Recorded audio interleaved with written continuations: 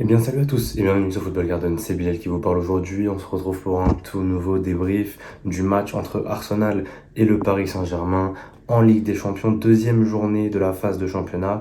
Il y a eu beaucoup de matchs aujourd'hui. Personnellement, j'ai regardé le match d'Arsenal contre le PSG ce soir. Avant ça, j'avais regardé le match du coup de Brest contre Salzbourg qui se sont baladés en Autriche 4-0. Mais aujourd'hui, on va parler d'Arsenal PSG.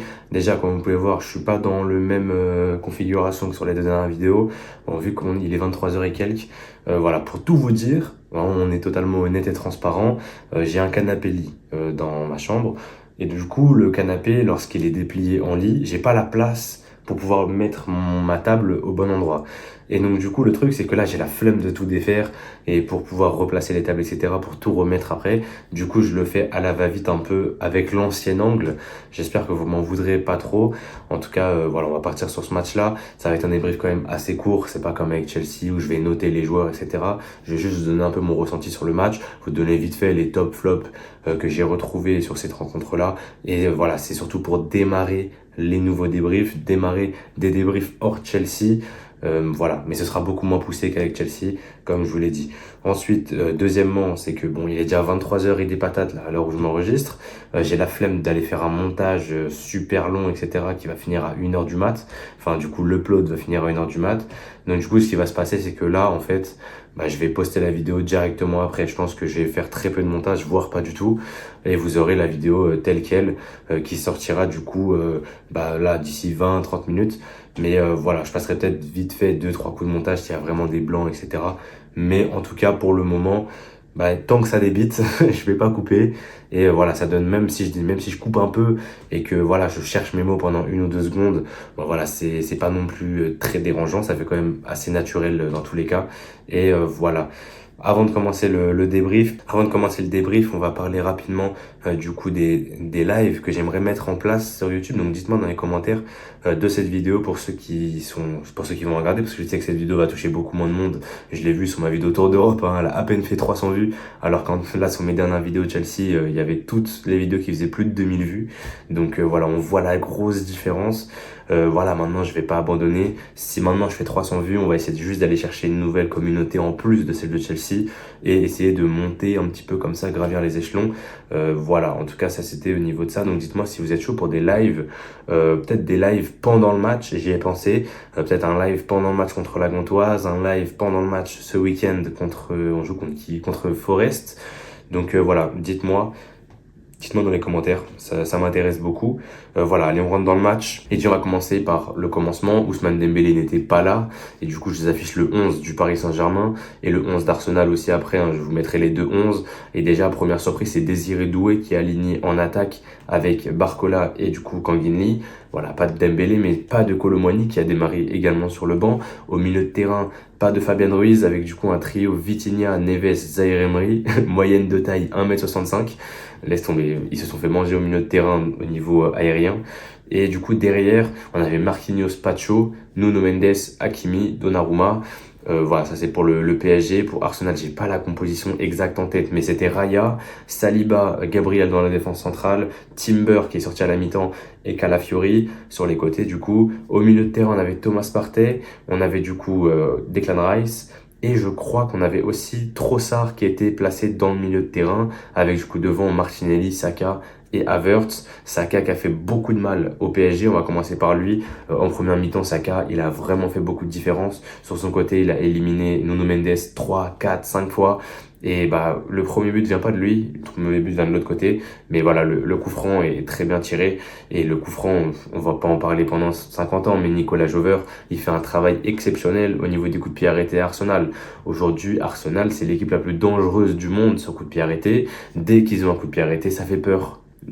À chaque fois, ils ont des tactiques différentes en plus. Donc vraiment, tu sais vraiment pas sur quel pied danser. Et un coup, ils vont te la mettre au premier poteau avec 4 joueurs qui arrivent d'un coup au premier. Un autre coup, c'est au second avec Trossard qui part et Saka qui malheureusement pour lui n'ose pas assez bien la trajectoire. Et donc du coup, c'est un peu trop long. Sinon aussi en deuxième mi-temps, je crois que c'est le second poteau sur Havertz. Bref, voilà. Arsenal, au niveau coup de pied arrêté, ils sont très très solides. Que ce soit en première ou en deuxième mi-temps, ils ont fait peur, mais surtout en première. En première, ils avaient vraiment l'ascendant. Le PSG n'arrivait pas à sortir. Voilà. franchement, le PSG n'arrivait pas à sortir de leurs 20 mètres parce que Arsenal mettait un pressing de malade mental. Et bah, le 2-0 mi-temps est largement mérité. Donnarumma, pour moi, est fautif sur les deux buts. Pour moi, voilà, sa sortie sur Havertz, elle est ratée. Et sur le coup franc, oui, c'est dur. Il est masqué par beaucoup de joueurs qui arrivent, etc. Mais voilà, il a pas de réflexe. En fait, il a pas de réflexe de mettre sa main. Quand on sait que sa plus grande qualité, c'est son jeu sur la ligne, c'est ses réflexes, justement, bah là, tu vois qu'il était vraiment pas au rendez-vous. Et c'est vrai qu'en deuxième mi-temps, il se rattrape plutôt bien avec 3 à 4 arrêts intéressants. Mais voilà, pour les deux buts qu'il prend, c'est totalement sa faute. Et c'est critiquable, hein, clairement. Après, bien sûr, sur le premier but, il n'y a pas que lui qui est fautif parce que Arsenal, ça joue très bien et c'est trop facile, en fait. C'est trop facile. Le PSG n'a vraiment montré aucune résistance sur les 45 premières minutes. Trossard qui est trouvé dans le demi-espace, qui trouve du coup Havertz avec un super centre. Et voilà, après le deuxième but, c'est un coup de pied arrêté, donc c'est un petit peu moins critiquable au niveau du terrain, même si au niveau du placement, voilà, hormis Barcola, t'avais personne au premier poteau. Donc voilà, c'est très compliqué. Donc voilà, Arsenal qui s'impose logiquement. Deuxième mi-temps, malgré tout, dominé par le Paris Saint-Germain, mais c'était une domination plutôt stérile. Cela dit, pour moi, il y avait penalty du coup sur la main de Calafiori. Il veut l'enlever. C'est pas vraiment voulu de sa part de faire main, mais il y a main. Enfin, c'est le truc, il est là, quoi. Et le ballon, c'est factuel, il a touché la main. Donc, il est censé avoir penalty. Sur celui de Declan Rice, il y a peut-être pas penalty, parce que je crois que la faute a lieu un peu à l'extérieur de la surface. Mais je suis désolé, mais quand t'es la VAR, tu vois cette action-là. Tu mets un carton jaune après, même si tu donnes pas le coup franc, tu mets au moins un carton jaune à Declan Rice. Declan Rice s'en sort sans carton aujourd'hui, alors qu'il a fait une faute qui méritait largement un carton. Voilà. Donc ça, c'était au niveau de la deuxième mi-temps. On a eu un PSG qui, comme je vous l'ai dit, avait beaucoup le ballon, mais c'était vraiment des passes de gauche à droite. Voilà, ça jouait latéralement de Hakimi vers Nuno Mendes. T'avais très peu de possibilités parce que le bloc d'Arsenal était très très compact. Et bah, c'est une des grosses forces d'Arsenal. On le sait très bien, défensivement, Arsenal, c'est très très fort, c'est monstrueux. C'était la meilleure défense de Premier League l'année dernière. Là, du coup, cette saison, ils semblent partir à peu près sur les mêmes bases, même s'ils ont pris du coup 4 buts sur les 2 derniers matchs de PL. Voilà, en LDC, je crois qu'ils n'ont pas pris de but encore, hein, c'est 2 clean sheets en 2 matchs. La charnière centrale, Gabriel, Saliba, c'est toujours aussi fort. Voilà, surtout Saliba, c'est monstrueux. Raya a fait des arrêts importants. Voilà, il y a eu la barre de Joao Neves, il y a eu aussi un côté un petit peu malchance pour le PSG, le poteau de Nuno Mendes en première mi-temps. Voilà, il y a eu quand même pas mal de possibilités de au moins revenir à 2-1 pour le PSG. Colomani fait une entrée intéressante, je trouve, voilà, dans son jeu en pivot. Il y a un moment où il élimine Rice sur un contrôle orienté magnifique et malheureusement derrière ça finit pas sur un but. Voilà, il y a eu des possibilités pour le PSG. Malgré tout, on est tombé face à une équipe plus forte. En fait, quand t'es le PSG, Arsenal, aujourd'hui, c'est plus fort. Enfin, faut être honnête. Aujourd'hui, t'as plus ce joueur capable de faire des différences, capable de te faire gagner un match à lui tout seul. Voilà, t'as plus un Neymar, t'as plus un Messi, t'as plus un Mbappé. Aujourd'hui, tu dois te concentrer sur un groupe, en fait. Et le projet groupe, sans aucune star, sans aucun joueur qui est au-dessus du lot, bah, c'est ce que fait Arsenal en face. Le projet d'Arsenal, quand tu sais que la plus grande star de l'équipe, c'est Bukayo Saka, bien sûr, aucun problème, hein. Vraiment, je respecte totalement ce joueur, hein. Il y a aucun problème. Mais c'est pas non plus la superstar. Voilà, c'est un joueur qui est lui aussi pour le collectif. Et très souvent, on le voit défendre, il est à côté de son latéral et il défend avec lui. C'est vraiment pas la superstar. Donc en fait, ce qu'essaie de faire le PSG, c'est ce qu'a fait Arsenal à la perfection. Et c'est ce qu'Arsenal perfectionne depuis des années. Donc ils sont en avance. Ils sont en avance sur le PSG. Le PSG, c'est nouveau. Le PSG, ça fait 1 an et demi, quoi. Depuis, même l'année dernière, il y avait Mbappé encore. Donc c'est peut-être la première vraie saison depuis bien longtemps sans superstar au PSG. Donc voilà, il y a encore du temps et il faut du temps pour construire un bel effectif au niveau du Paris Saint-Germain. Maintenant, ça va venir. Je pense que ça va venir. Et il y a quand même quelques points positifs à en tirer. Je pense à Hakimi qui fait un bon match. Je pense à Nuno Mendes qui fait un bon match aussi. Même s'il a eu du mal contre Saka, je trouve qu'au fur et à mesure du match, il s'est plutôt bien géré. Kanguini, c'était pas trop mal. Vitinha, c'était pas ouf, mais ça allait. Joao Neves, ça va. Ça se débrouillait plutôt bien. Par contre, je suis déçu de Barcola, qui n'a pas assez montré, qui ne s'est pas du tout montré même. Et les peu de fois où il avait le ballon, il est parti s'enfermer sur le côté, à faire 36 000 feintes. Et bah forcément, ça marche pas parce que Arsenal, ils te prennent à deux. T'avais Calafiori et Gabriel sur lui. C'est impossible, ou alors faut aller très vite. Et Barcola, bah, sur ce match-là, je l'ai pas trouvé intéressant. Je l'ai vraiment pas trouvé bon. Maintenant, voilà, sur le banc, au niveau du PSG, j'ai pas regardé le banc, mais ça devait pas être incroyable. Honnêtement, ça devait pas être incroyable. Et bon, qu'est-ce que vous voulez que je vous dise? Après, voilà, Désiré Doué, pour moi, il a pas encore le niveau Champions League, même qu'il a pas encore le niveau PSG, pour moi, tout court. C'est un joueur en devenir, c'est un joueur qui va avoir du temps, et c'est un joueur qui peut permettre d'être explosif. mais pas sur un match de Ligue des Champions, encore moins contre Arsenal, une des meilleures défenses d'Europe.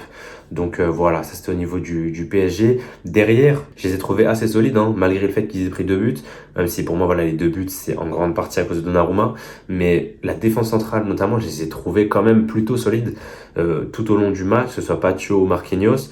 Pacho a eu beaucoup de mal à la relance, mais sans ballon, honnêtement, il s'est plutôt bien débrouillé.